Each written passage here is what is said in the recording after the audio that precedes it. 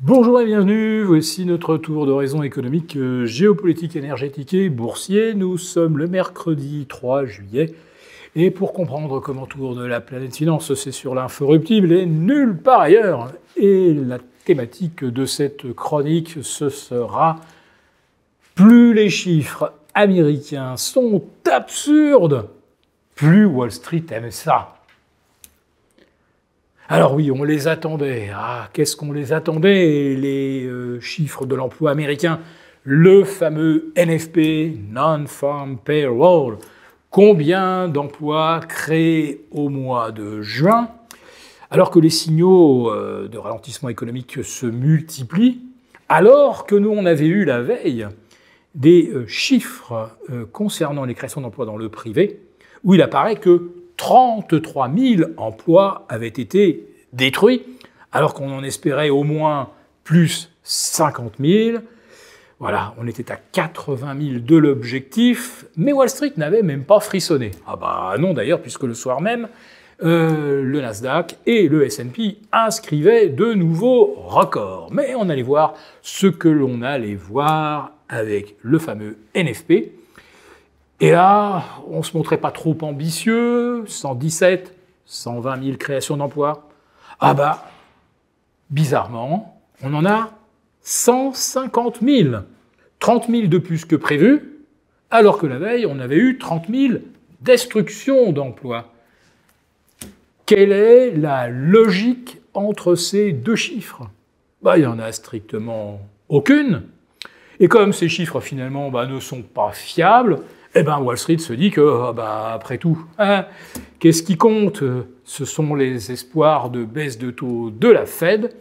Et les indices, s'en vont battre de nouveaux records absolus.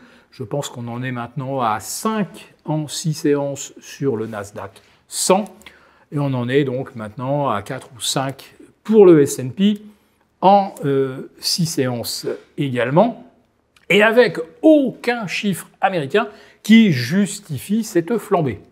Alors oui, l'emploi, voilà, on a traité le sujet. Alors, et si on regardait du côté du déficit du commerce extérieur américain? C'est peut-être là que les choses se sont améliorées. Il faut dire qu'avec un dollar qui a perdu 11% face aux autres devises, je vous parle du dollar index, je ne vous parle pas de l'euro-dollar qui est à moins 13 ou moins 14, non, je vous parle juste du dollar index, moins 11. Ça aurait dû quand même donner un sacré coup de fouet au commerce extérieur américain. Vous vous rendez compte de l'avantage concurrentiel? Un dollar qui décale de 11%, c'est du jamais vu depuis 1971, et la rupture du lien entre le dollar et l'or.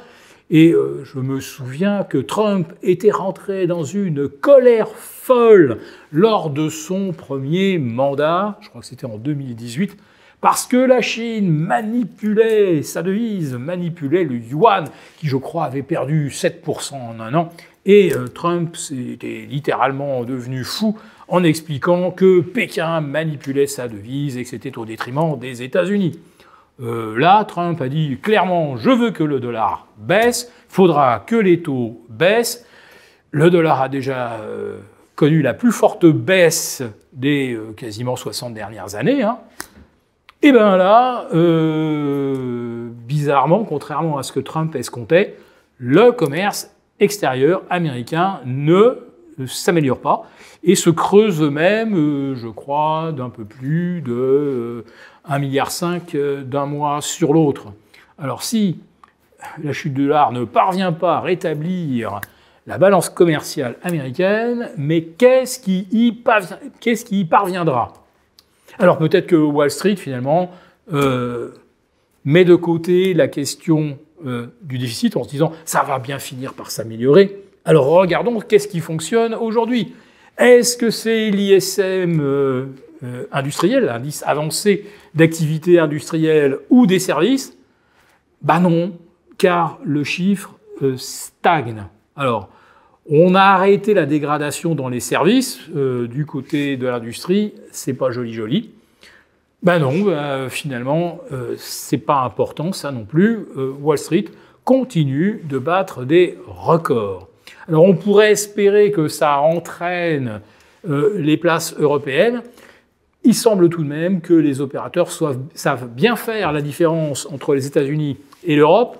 L'Europe où il n'y a pas d'intelligence artificielle, l'Europe où il n'y a pas de réseaux sociaux, où il n'y a pas d'inventivité, sauf au niveau des taxes et des normes.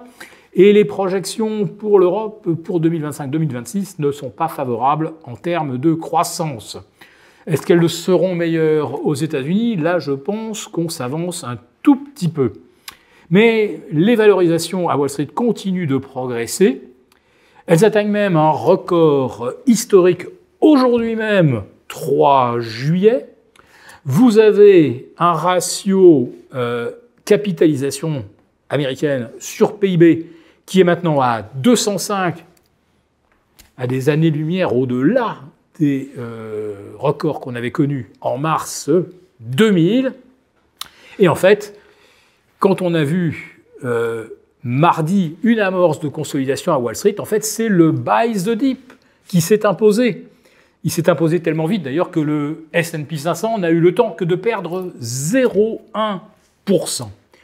Oui, la puissance du buy the dip aujourd'hui éclipse absolument tous les autres composantes des cours de bourse. Et le fait que la dette américaine batte un nouveau record, là encore je vous parle d'aujourd'hui, à 37 050 milliards de dollars, eh bien on a l'impression que le marché adore avancer dans le vide ou gravir ce qu'on appelle le mur de la peur.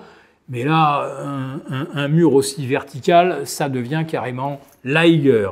Voilà, donc je vous le disais dans le titre, les chiffres américains sont totalement absurdes, mais heureusement, le comportement de Wall Street l'est tout autant. Nous avons conçu à votre attention un rapport spécial que vous obtiendrez gratuitement en cliquant dans le lien en description de cette vidéo.